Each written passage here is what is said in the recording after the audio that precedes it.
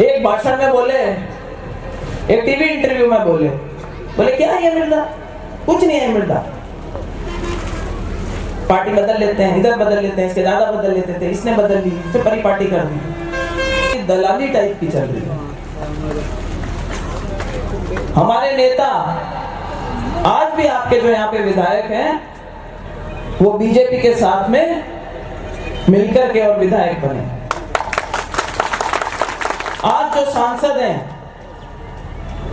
वो 24 में से बीजेपी ने एक सीट छोड़ी थी और उस पे चुनाव लड़ करके और सांसद बने। और जहां कहीं जाते हैं फड़फड़ाहट बहुत हो रही है। जब से मैंने बीजेपी ज्वाइन करी उनको लगा कि अब तो मामला भारी हो गया, तो बहुत सारे टेढ़े मेढ़े बयान दिए, जैसे वो अक्सर किया करते हैं, अरे आप जिस परिवार से आते हो, आप जिस खानदान से आते हो, रामदेव जी ने आप लोगों का प्रतिनिधित्व किया। पहला चुनाव कांग्रेस से लड़े और जीते, दूसरा चुनाव कांग्रेस अर्थ से लड़े, तीसरा चुनाव लोकदल से लड़े, चौथा चुनाव जनता दल से लड़े और पांचवा चुनाव लड़ने के लिए जब वो बीजेपी के उम्मीदवार थे उनका देहांत हो गया और वो चुनाव कैंसिल हुआ। हनुमान बेनीवाल जी जब खुद आए तो पहला चुनाव इनेलो से लड़े,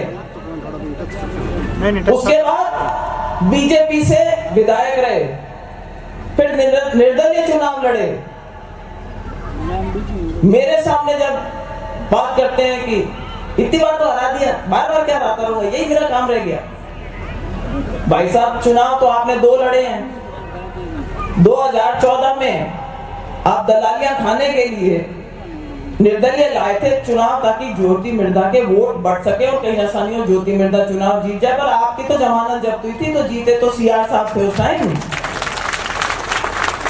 और रही बात 2019 में, तो 4 टायर जो थे ना जो लेकर आए थे वो सारे के सारे बीजेपी के गाड़ी के टायर थे, जिनके दम पे वो चुनाव जीत करके गए थे यहां से।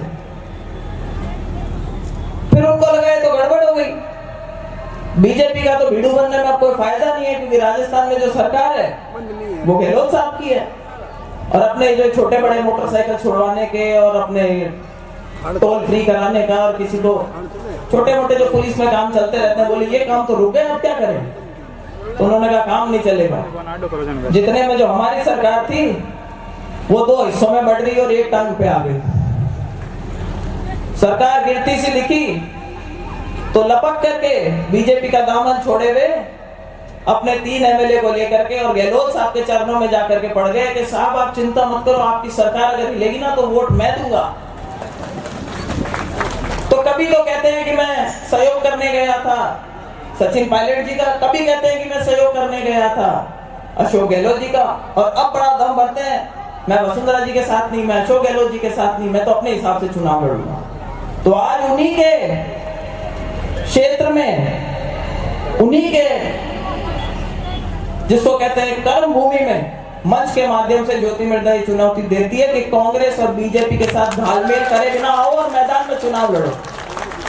चाहे विधानसभा का चुनाव हो, चाहे लोकसभा का चुनाव हो, ये जो अंदर की घालमेल की राजनीति है, इसमें आप जो हमारे समाज को नुकसान पहुंचा रहे हो। ज्योति मिर्धा आप जानते हो, जब यहाँ पर हरिंदर जी खड़े हुए थे बाई इलेक्शन के टाइम पर, हम चुनाव लड़ने के लिए आप लोगों के बीच में आए थे, मैंने ईमानदारी से अपना प्रयास किया था कि मेरी पार्टी जीते। उस टाइम मैं कांग्रेस में थी। हरीश चौधरी जी प्रभारी मंत्री थे और आपने उन्होंने बयान देखा होगा, क्या बोले थे कि ज्योति मिर्धा को खामियाजा भुगतना पड़ा क्योंकि उसने ईमानदारी से अपनी पार्टी के लिए काम किया था। और ये खामियाजा सिर्फ मुझे ही नहीं, मैं तो बीजेपी में आ गई, शायद आप लोगों की बात आगे रख सकूं, अगर आप मुझे ताकत दो, मौका दो, तो हो सकता है कि मैं आपके काम आगे करा सकूं। लेकिन सावचेत रहना है। और सावचेत क्यों रहना है? क्योंकि ऐसी रणनीति कई विधानसभा क्षेत्रों के अंदर रिपीट करने की बात चल रही है। मुझे लगता है कई ऐसे नेता हैं, विशेष तौर से हमारे समाज के नेता हैं, जो लाइन में आए हुए हैं।